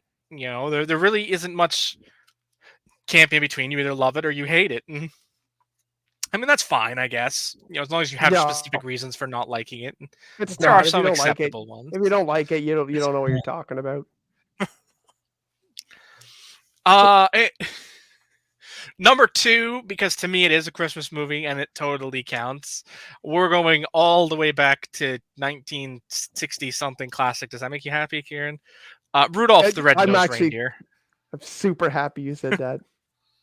Rudolph the Red-Nosed Reindeer. To me, it is a Christmas movie. Even though it is, only 40 some minutes long, it still holds up as a Christmas movie, and it holds up as a great story. It gets the nostalgia vote. It's just it created so many great. I mean, who doesn't sing Rudolph the Red-Nosed Reindeer? I mean, just the stories they stick around with. Heat Miser and Snow Miser, and all those characters, and now getting new life on TikTok. It's awesome. It's a great movie, and I love it so much. And number 1 for me again falls under the same category. Only this one's animated, not stop motion. It's also from the 60s. The original How the Grinch Stole Christmas. That story is just so it's Christmas. It makes you smile. It makes you laugh. It's so perfect, for me, and I love it. I enjoy it, and I love the remake with Jim Carrey. I do. I think it's great. I actually watched it this past weekend. No, thank you. But it holds up so great. The story, everybody knows it. Dr. Seuss is, let's be honest, the greatest children's writer of all time. I don't think anybody can dispute that. So, yeah, and it's his best story. I mean, it's right up there with Green Eggs and Ham as my favorite Dr. Seuss stories. Dr. Seuss books are so great to read to kids because they're so challenging for adults to read. Right? Like reading that book without stopping for a second, being like, you have to stay on rhythm it's too. So hard. It's so hard. So I love reading Dr. Seuss books to kids because I specifically get to challenge myself to not mess up during it. God help you if the kids ask for voices, though. You will fall flat on your face the first time you try. I am pretty good at reading books out loud. Well, I can do the out loud part, but the second you start getting voices involved too, then it gets, especially when you're reading Seussian, that requires a certain cadence and tone and speed that once you add in doing fake voices on top of it, you will fall on your face at least once. Wow. Tommy, give us your list, man. Finish the night off, my dude. First thing I want to do is I want to respond to Toronto Freddy. What was it called? Home Sweet Home Alone. The Disney Plus exclusive movie. Believe it or not, that fucking thing popped up again on my Fire Stick. I think it was this past weekend as a Christmas classic. And I'm like, how the fuck is this thing a Christmas classic? It just came out in 2021, I'm pretty sure. It's a pile of shit. I won't even watch it. It's like I said. Me neither. I'm not one who jumps to the Home Alone movies as the first thing to watch. They're classics, the first two, but to me, they're kind of overrated. I don't hate them in particular. I do think I'm one who does jump for the second over the first, but I think they're both overall good films. It's just not the top thing for me. So I actually just downgraded my number 5, my number 3 to number 5, because I haven't watched it yet this year, and I don't think I'm going to get to it. Maybe, but a couple years ago, Netflix came out with a animated story, like an origin story for Santa Claus, called Claus, Klaus, and it's up there. It is up there. We love it. It's a fantastic film. Good story behind the team that made it. From all the years they put in all the work. Don't know if I'm going to get to it. It's not something I feel really rushed to do this year. Maybe not. Just, but no matter what, it endures as one of my favorites, and it's pretty new again too. So, number 4 came in at the Santa Claus. Great trilogy of films. When I made this list originally for last year's show, I think I only put down the first one. First, second, the third, it kind of wanes a little bit. I think you share the same opinion of that, Sean. Let's put it I don't. Yeah, it wanes a bit. More like drives an 18-wheeler off of a cliff. It's like a really delicious sandwich that starts off with the first movie, and then you know what happens to a sandwich after you eat it. This metaphor is getting the weird. Third one, and it turns into a piece of shit. Shit ends up in your mouth? Oh, Mr. Hanky. I don't think Sean knows. Do you understand how the human body works? Some days, depends on the day. Do you think that shit just comes out the other end for no reason? It's a very weird metaphor, though. I mean, you got to admit that. I think it was perfect for Tommy B because he was about to call everything a piece of shit. I mean, Mike's just done. Mike's like, fuck this. Fuck these people. Yeah, he stopped paying attention So- a while ago. For number 3, I just finished watching this over the weekend for our run through of it. How the Grinch Stole Christmas, the live action version. We've talked about it enough already. Yeah. I'm just going to jump in and say. No, don't continue talking about it, Tommy. Tell us what you like about it. Sean loves it so much. We should all talk about it. We should do an One of my, episode devoted one of to my it. favorite parts of watching How the Grinch Stole Christmas is seeing Taylor Momsen as a little girl and then looking at the next picture, just Googling the Pretty Reckless and seeing what she's doing with her life now. Absolutely fucking love it. Also, if you're unfamiliar with what I'm talking about, I highly recommend you go Google the Pretty Reckless. The front And page Johnny is Yeah. Cindy Lou Who. Good to see them live, and We sure Oh. did. God, that was Love 10 it. years ago now. Fucking love it. 2011 or 11? 12. Yeah, One of the it's two. like 10 years ago. That was a great Number night. 2. Except Number for the two. almost dying part. Yeah, the almost dying part was bad. You know, Well, I wouldn't recommend Almost Dying. That really puts a damper on any evening. it was scary. That sounds like a story for another time. I'm sure we've told it many times over the course of our podcasting career. Well, can That you give I'm it to us in sure. like 2 or 3 minutes? I Oh shit! don't know. I'm just gonna move on. All right, fuck it. I mean, the broken down version in 2 or 3 minutes. Yeah, okay. Highway, rain, speeding tractor trailer, and sheet of water, tidal waving the front end of your car all at once. all at once. Wow, that sounds like a fucking shit show like they had at the beginning of. He's forgetting the 3:30 in the morning part too, Oh, you're right. I didn't mention that it was 3:30 in the morning. and winter. Well, I mean, early Canadian winter. It was November or something. Yeah. So Anyway, it was Thanksgiving. It was around Thanksgiving in the We almost USA. died. We didn't. We're here. To Kieran's great displeasure. Now continue, Tommy. Okay. Well, that was interesting. Number 2 for me came in with a film that Sean just loves, Elf. Another relatively new one, and by relatively, I mean it came out in. It's like 20 years old at this point. It came I out love in Elf. since 2000. Tommy, if a movie is almost old enough to legally drink alcohol, it's no longer a new movie. It came out past the year 2000, so it's much newer than most other movies that are celebrated Christmas movies. Well, not Johnny's list of classics. It's one of the first things that Jon Favreau actually directed, believe it or not. I believe was his second. He had a list of like 3 things he wanted to do with it.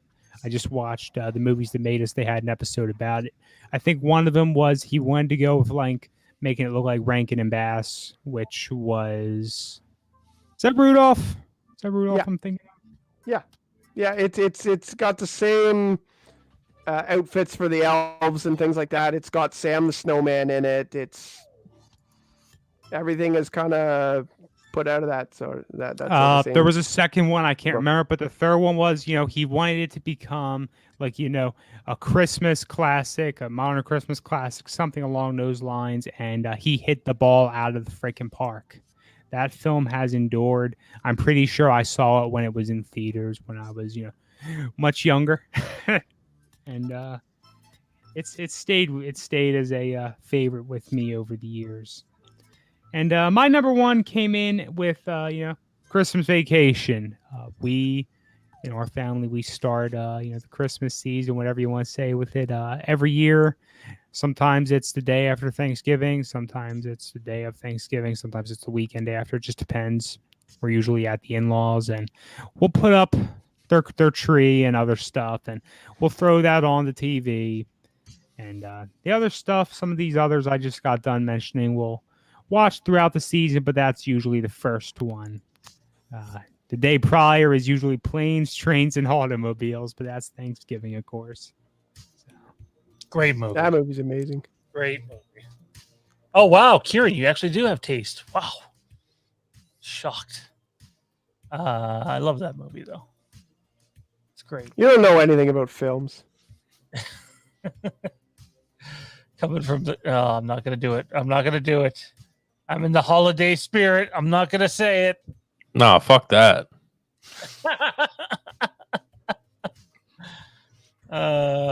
Anywho, that's I love gonna do it this. for. Oh, you love it?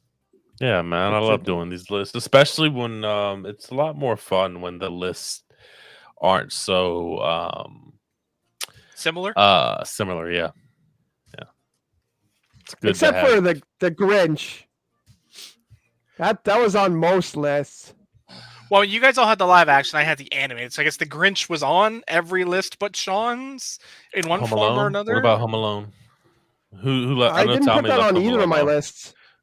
Well, I'm glad you didn't put it on the bottom because that would have been. No, I really definitely bad. wouldn't have been in the bottom. Those movies are amazing.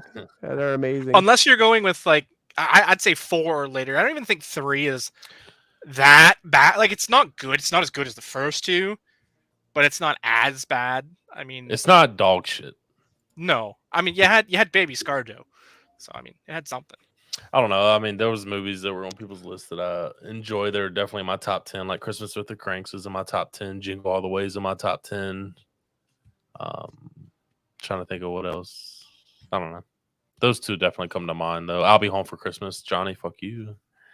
It's in my top 10. I can't say a thing about that movie. I haven't seen that movie since probably soon after it came out. The only thing I remember is someone throws up in the back of the car or something.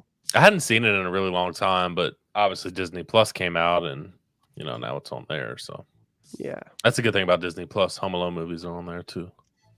All right, everybody. That is going to do it for us on this night. Obviously, first and foremost, Merry Christmas. Stay safe, travel safe, and enjoy it. Keep those you love close to you and make some memories. Appreciate the support as always. We'll be back next Tuesday with our top 10 movies of 2021, where I'm sure there will be just as much bitching and bickering in that episode as there I was. can already think of something that's going to come up. So yeah, it's gonna be a fun episode to tune into. So we'll look for us then. Where can everybody find you at, Mr. Tommy B? Well, everyone can find me hanging around all of our Facebook groups and pages, Fandom Empire Den, Halloween Fandom, and such. You can find me Twitter and Instagram at TommyB1650. How about you, Mikey B? You can follow me on Twitter at MichaelBish_ and on Instagram at MBish_. Kieran? I'm never coming back to social media ever again. Not a bad choice. I'm done with it. I'm so enjoying not doing any of it. It's awesome. Johnny? Oh man, you can find me here, there, and everywhere. Bros Before Pros and the Inside Handoff Football Podcast. Awesome. Make sure you talk about Miles Sanders back-to-back 130+ yard rushing games. I'm sure if I really talk about the good. Eagles, it won't be Miles Sanders. It'll be Devonta Smith in his amazing game. The Hoping Eagles we are get to the looking next really round. good lately. I'm actually Oh, okay, impressed. really good. Come on now, be really good is a stretch, but No, I think their offense is going to come into its own. I think it's going to. because they're running the ball. I think it's going to. Well, it helps to do that. Just in general principle. I think it's gonna be impressive next year if they can get a couple more pieces. Don't forget, everybody, Yellowstone season 4 still airing. I think there's an episode or 2 to go in that season. 1883, the prequel, just started. The Book of Boba Fett starts next week. I think the Hawkeye finale is tomorrow. Hawkeye wraps tomorrow. Yay! I fucking love that show. Fucking love it. If you haven't watched it, binge it tomorrow. I'll watch it. And on that note, now that I have a headache, I'm going to bed. Good night, everybody.